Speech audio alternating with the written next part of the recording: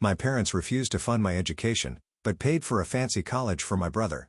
But when he failed in Disgrace and I succeeded, they demanded I help solve their financial problems. So I refused, and then they sued. I'm Emma, and I'm just a year older than my brother Mike, but sometimes it felt like we lived in completely different worlds. While I was trying to figure out my place in life, Mike had been our family's pride and joy since before he could walk. I remember sitting at our kitchen table during countless family gatherings, watching everyone fawn over Mike's latest achievements. Did you hear about Michael's new app? My aunt would gush. He's only 15, and he's already programming like a professional. My mom would beam with pride, while my dad would pat Mike on the back, saying things like, "This boy is going to make us all rich someday." And Mike? He'd just sit there with that confident smile of his, typing away on his laptop. He was always working on something new, some groundbreaking program or revolutionary app idea. I couldn't deny his talent. He'd been obsessed with computers since he could barely reach the keyboard. In middle school, while I was trying to figure out what clubs to join, he was already winning mathematical Olympiads. "Your brother's going to change the world," my dad would tell me, not even trying to hide the fact that he thought Mike was special in a way I could never be. And it wasn't just him. Our entire extended family treated Mike like he was some kind of tech prodigy. They weren't entirely wrong. He did win almost every programming competition he entered, taking first or second place like it was nothing. Meanwhile, I sat in my room, sketching designs in my notebook and dreaming about becoming an interior designer. Not that anyone ever asked about my dreams. The family had bigger plans, all involving Mike's future success. My uncle had already started an education fund for him, and even our mom's cousin was putting money aside for his college. They saw it as an investment, convinced that Mike would become the next tech billionaire and take care of everyone who helped him along the way. "We need to make sure Michael gets into the best private college," my dad would say during family meetings, which were basically just sessions to plan Mike's future. "He's going to start his own business right after graduation, mark my words." I tried not to be bitter about it, but it was hard.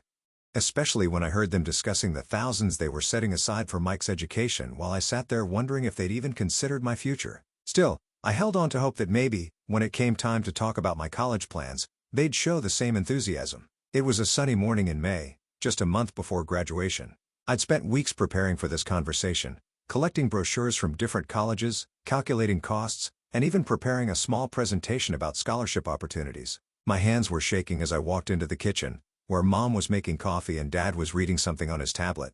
"Mom, Dad, can we talk about something important?" I asked, trying to keep my voice steady. "It's about college. I've been looking at different programs. There's this really good design program at Design." Dad interrupted, his voice sharp. "What kind of career is that supposed to be?" I took a deep breath. "Interior design, Dad. I've actually been researching it a lot, and there are some really affordable options.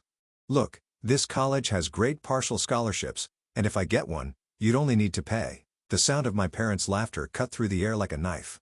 Not the warm, loving kind of laughter I'd heard so many times when Mike showed them his latest programming achievement. This was different, cold, dismissive, almost cruel. "Oh, sweetie," Mom said, shaking her head, "we need to be realistic here. We've already allocated all our education funds for Michael's college." "But," my voice cracked, "I'm not asking for much. With the scholarship?" "Emma," Dad interrupted again, his tone now serious, "let's be honest here.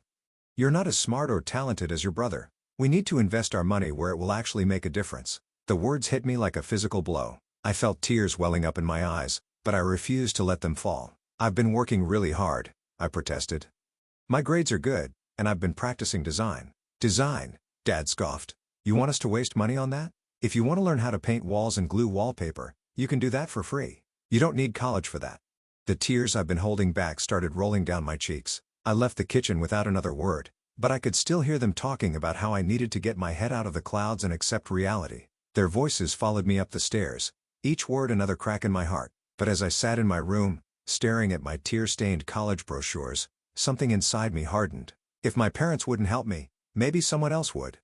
I thought about my grandparents, Dad's parents, who had always shown genuine interest in my sketches whenever we visited them. That afternoon, I took the bus to their house. Grandma opened the door, took one look at my face, and pulled me into a hug. "What's wrong, sweetheart?" she asked, leading me to their cozy living room. Through tears and hiccups, I told her everything, about my dreams, the college programs, and my parents' reaction. She looked through my brochures, asked questions about the programs, and even flipped through the small portfolio I'd brought along. When I finished talking, Grandma squeezed my hand and said something I'll never forget. "Your dreams matter, Emma." They mattered just as much as anyone else's. Then she got up, walked to their bedroom, and came back with a checkbook. "I'm going to help you go to college," she said firmly. "Your grandfather and I have some savings, and we can't think of a better way to use them than investing in your future." That fall, I packed my bags and moved to a small apartment in the neighboring city. The public college I'd enrolled in wasn't prestigious like the ones my parents had picked out for Mike, but it had a solid design program and teachers who actually cared about their students. The following year, I heard from Grandma that Mike had started at some fancy private college across the country. "Your parents threw this big going-away party for him," she told me during one of our weekly phone calls. Half the neighborhood was there. I hadn't spoken to my parents since the day I left. Every Sunday, though, Grandma would call and update me on the family news. It was always the same story: Mike this, Mike that. How he was getting top marks in all his classes. How he was already developing new apps and programs. How all the relatives couldn't stop talking about his amazing progress. While my parents were bragging about Mike's coding achievements, I was quietly building my own path. I volunteered my design services for local shelters, creating spaces that could make people feel at home even in difficult circumstances. Each project taught me something new, and slowly but surely, my portfolio grew. The nursing home project was particularly special to me. The facility had been depressing, all gray walls and fluorescent lighting. I spent weeks talking to the residents, learning about their needs and preferences. I wanted to create a space that would make them feel alive, not just warehoused. "You know what I miss most?" one elderly resident named Martha told me. "I miss my garden. The colors, the light." That conversation inspired me to design a space filled with natural light, indoor plants, and comfortable seating areas that encouraged socialization. I included memory walls where residents could display photos from their younger days, and created cozy reading nooks with adjustable lighting for aging eyes. When the project won first place in the Young Designers competition, I didn't have a single family member in the audience, except for my grandparents, who drove 2 hours to be there. "We always knew you had it in you," Grandpa whispered as he hugged me after the ceremony. Throughout my college years, I threw myself into every opportunity one could find. I designed spaces for domestic violence shelters that provided both security and dignity. I created child-friendly areas and homeless shelters that gave kids a sense of normalcy and chaos. By the time graduation rolled around, I had more than just a degree. I had a body of work that spoke for itself. Design firms took notice. Before I'd even thrown my cap in the air, I had multiple job offers on the table. I accepted a position with one of the largest design firms in the region, and suddenly I was making the kind of money my parents probably never thought I would. After a year of working at the design firm, I decided it was time to give back to the two people who had believed in me when no one else did. I drove to my grandparents' house one weekend, and as I walked through their familiar rooms, I saw them with new eyes. The wallpaper was peeling in corners, the kitchen cabinets were worn out, and the bathroom hadn't been updated since the 1970s. "Grandma," I said during dinner, "how would you feel about letting me renovate your house? You won't pay a cent. This is my gift to you. For everything you've done for me." It took some convincing, but they finally agreed. I spent weeks developing the perfect design, incorporating elements from their past while bringing the space into the present. I wanted to preserve the soul of their home while making it more comfortable and functional for them. The renovation took 3 months. I hired the best contractors I knew and supervised every detail. We replaced the ancient heating system, installed new windows, and completely redesigned the kitchen. I chose warm colors that reminded me of the cookies Grandma used to bake, and installed soft lighting that wouldn't strain their aging eyes. When it was finished, Grandma couldn't stop crying. The next day, she was on the phone nonstop, inviting everyone she knew to come see the house. I sat in the corner of the living room, watching as she led groups of her friends through each room. "My Emma did all this," she'd say, her voice full of pride. "She designed everything. Didn't I tell you she was talented?" It was the kind of pride I'd always wished to hear in my parents' voices. But while I was busy making my grandparents' dreams come true, my brother's dream was about to turn into a nightmare. The news came through Grandma, as usual. Mike had apparently hit it big. He'd developed some revolutionary app and sold it to a major tech company for millions. The family was ecstatic. Dad was giving interviews to local papers about his genius son, and relatives were already asking Mike for investment advice. But their celebration didn't last long. Just a few months after the sale, everything fell apart. Mike's former college classmate filed a lawsuit, claiming the app had been his idea, and he had proof. Detailed documentation showed that not only had the concept been his, but he'd written most of the crucial code as well. Mike had somehow gotten hold of it all and passed it off as his own work. The evidence was overwhelming. Emails, early drafts of the code, witnessed conversations. It all pointed to Mike's theft. The court case was brutal and quick. Not only did Mike have to return all the money from the sale, but he was also ordered to pay over $2 million in damages for intellectual property theft. The family went into panic mode. At first, relatives talked about pooling their resources to help him, just like they'd pooled their money for his education. But when they realized the full amount, reality hit hard. One by one, they backed away. Even his most devoted supporters couldn't justify risking their life savings to bail him out of this mess. I was in my office one Tuesday morning, reviewing designs for a new boutique hotel project, when my secretary buzzed in. "Miss Thompson, your parents are here to see you." I nearly dropped my coffee. After years of silence, they'd actually tracked me down at my design studio. I'd opened it 6 months earlier, after building up enough clients and confidence to strike out on my own. "Send them in," I said, my stomach tightening into knots. They looked older than I remembered, more worn down. Mom's hair had gone completely gray, and Dad's confident swagger had been replaced by a slight stoop. They stood awkwardly in my office, taking in the awards on the walls and the large drafting table covered in blueprints. "Emma," Dad started, his voice lacking its usual authority, "you've done well for yourself." I waited silently. I knew they hadn't come to admire my success. "We need your help," Mom blurted out, wringing her hands. "It's about Michael." Dad cleared his throat. "My business, it's not doing well. I've been taking out loans to help with Michael's legal fees, but we're drowning here, Emma. We need money." "Let me get this straight," I said, leaning forward in my chair. "When I needed help with college tuition, you laughed at me. You said I wasn't worth investing in. You said I could learn to paint walls for free. And now you want me to hand over my hard-earned money to fix Michael's mistakes?" "That was different," Mom protested. "We were just trying to be realistic about your prospects." "No," I cut her off. "You were wrong about my prospects, and you were wrong about Michael's. I'm not giving you any money." They left my office in a huff, but that wasn't the end of it.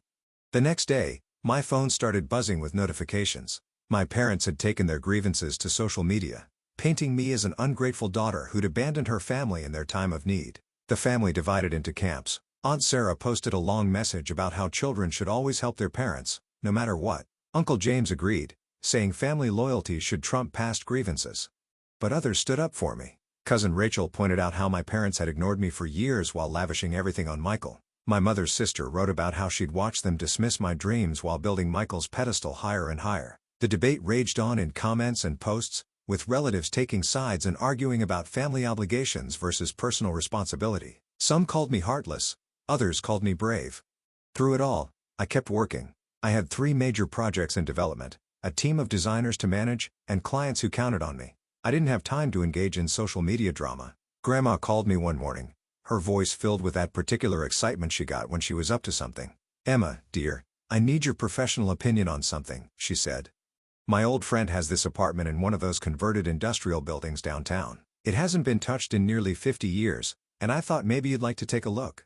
I was intrigued. I'd never worked on a conversion project before, and the idea of transforming an old industrial space excited me. The next day, Grandma took me to see the apartment. The building was gorgeous, all exposed brick and tall windows.